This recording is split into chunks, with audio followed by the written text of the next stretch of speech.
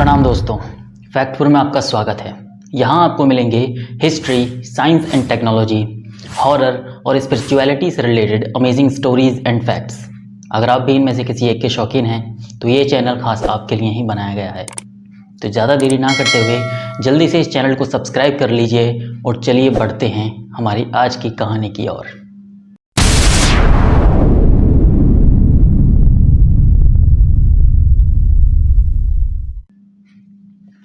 दोस्तों, आज की ये जो कहानी होने वाली है ये है विक्रम और बेताल की कहानी।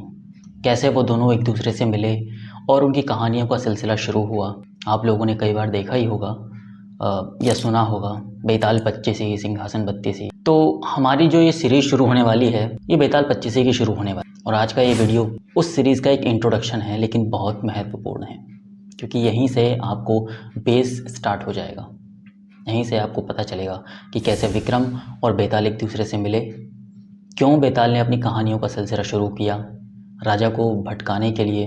दोस्तों, ये बात है उज्जैन की, जब उज्जैन के राजा विक्रमादित्य राज्य का पालन पोषण कर रहे थे। सभी लोग उनसे बहुत प्रसन्न थे, बहुत खुश थे, क्योंकि बहुत ही अच्छे राजा थे और बहुत ही बहादुरी से लड़ते थे, बहुत बहादुर राजा थे।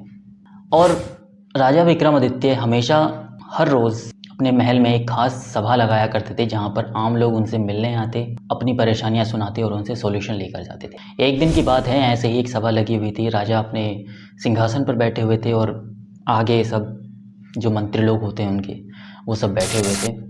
आम लोग उनसे मिल रहे थे, आ रहे थे मिलने के लिए, और उन्हीं लोगों में से एक था एक भिखारी जो उनसे मिलने आया था।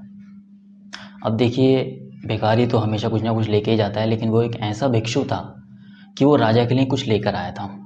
एक बड़ा ही अजीब सा फल लेकर आया था वो। उसने राजा को भेंट किया, राजा प्रसन्न हुए, उन्होंने एक्सेप्ट कर लिया।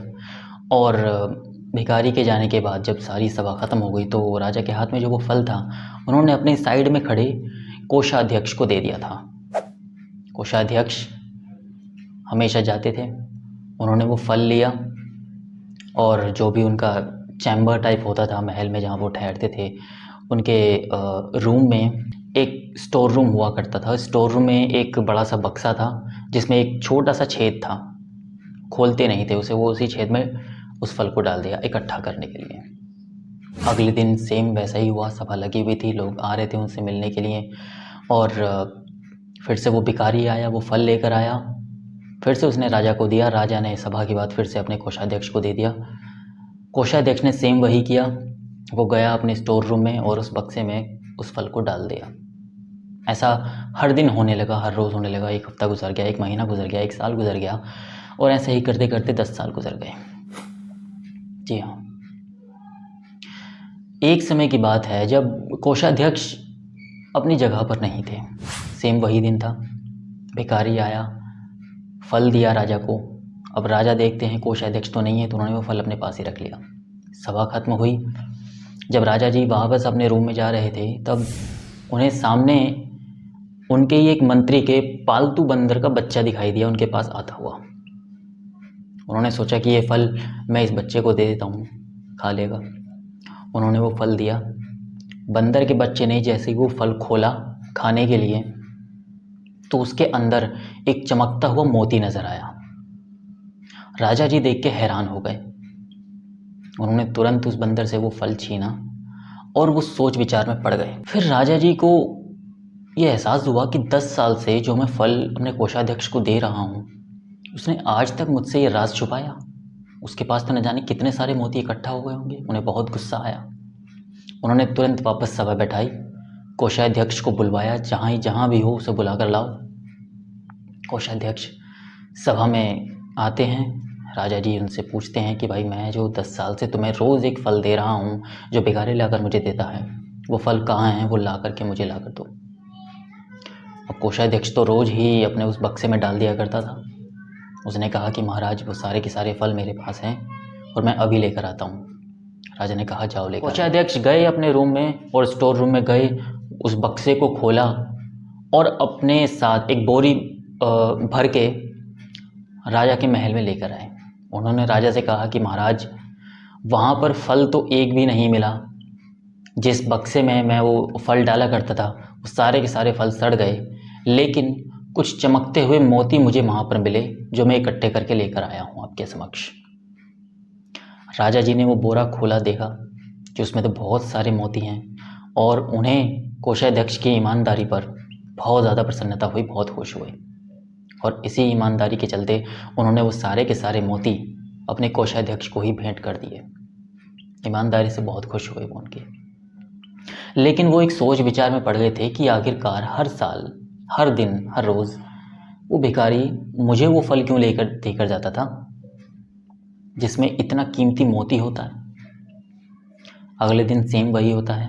वो अपने सारे मंत्री लोगों को समझा देते हैं, कोषाध्यक्ष को भी समझा देते हैं क्या क्या होने वाला है, क्या क्या सवाल पूछने वाले हैं। भिखारी आता है, उनसे वो भेंट करता है, अपना फल देता है, दोबारा वही जो वो हर बार करता आया। राजा इस बार उससे वो भेंट स्वीकार नहीं करते और पहले एक सवाल पूछते हैं कि पहले मुझे ये बताओ, हर रोज़ तुम मुझे इतना कीमती फल क्यों देकर जाते हो जिसमें इतना कीमती मोती होता है।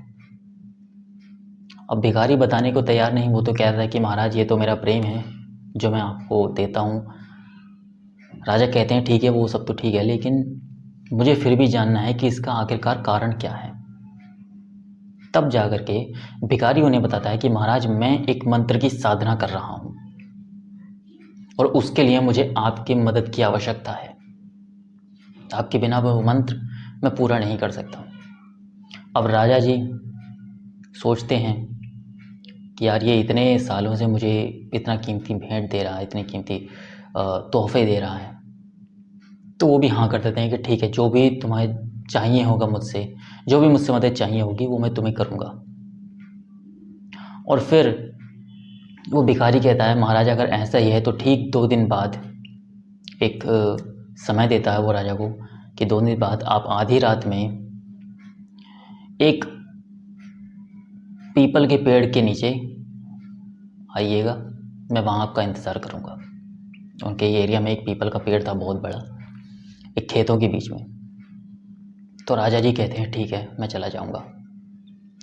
2 दिन बाद फिर वो समय आता है।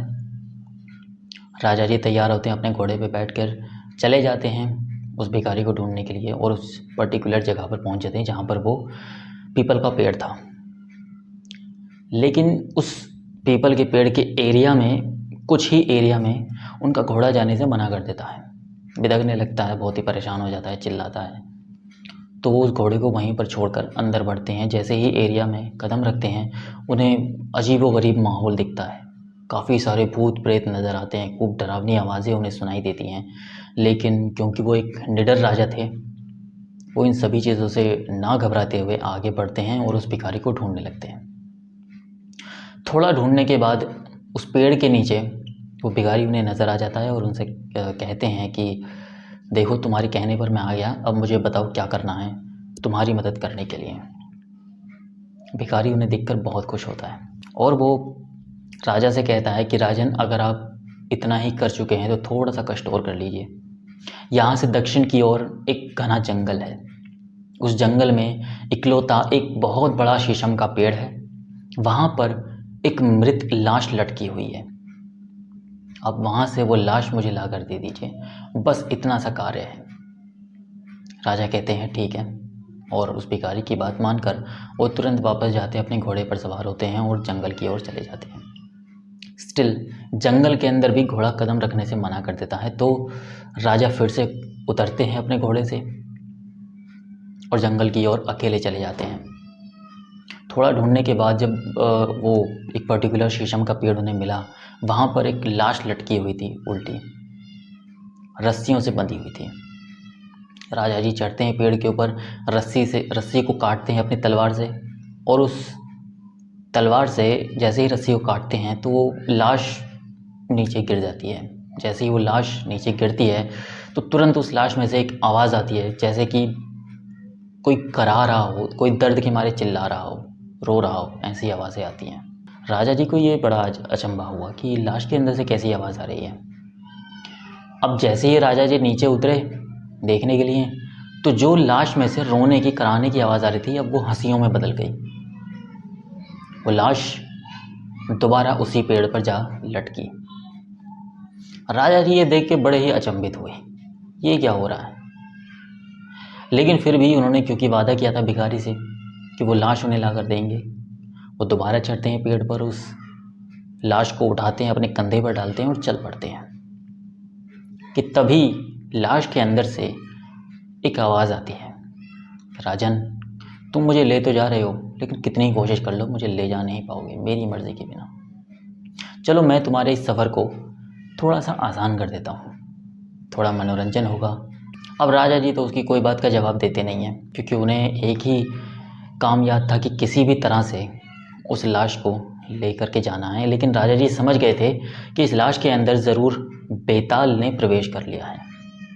बेताल उस समय का एक बहुत ही ख़तरनाक भूत हुआ करता था, जो कि आज के समय में भी एग्जिस्ट करता है। मैं कभी आपको इसके ऊपर भी एक वीडियो लेकर के आऊँगा, लेकिन अभी के लिए ज़रा इस कहानी पर वापस आते हैं। बेताल बोलता है राजा से कि राजा मैं ना तुम्हें एक कहानी सुनाता हूँ, सफ़र लंबा है, चलते चलते कहानी सुनेंगे, तुम सुनोगे मैं सुनाऊँगा, सफ़र में काफ़ी मज़ा आएगा। तो ऐसा करते हैं, मैं तुम्हें एक कहानी सुनाता हूँ, लेकिन अगर तुम कहानी के बीच में ज़रा सा भी बोले, ज़रा सा भी, मैं तुरंत उड़ जाऊँगा, वापस उसी पेड़ पर चला जाऊँगा। और कहानी के अंत में मैं तुमसे एक सवाल पूछूंगा, अगर जवाब जानते हुए भी तुमने जवाब नहीं दिया तो यकीन मानो तुम्हारे सर के 100 टुकड़े हो जाएंगे।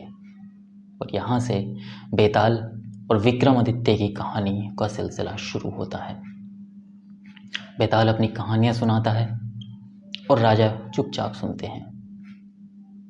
दोस्तों, अगर यहाँ तक आपको ये वीडियो अच्छा लगा हो तो प्लीज़ चैनल को सब्सक्राइब कर लीजिए, क्योंकि आने वाले समय में बेताल की हर एक कहानी मैं आपको इतनी ही इजी लैंग्वेज में बताने वाला हूँ, समझाने वाला हूँ। तो बस दोस्तों, आज के लिए सिर्फ इतना ही। मिलते हैं अगले वीडियो में, तब तक के लिए धन्यवाद। आपका दिन शुभ हो।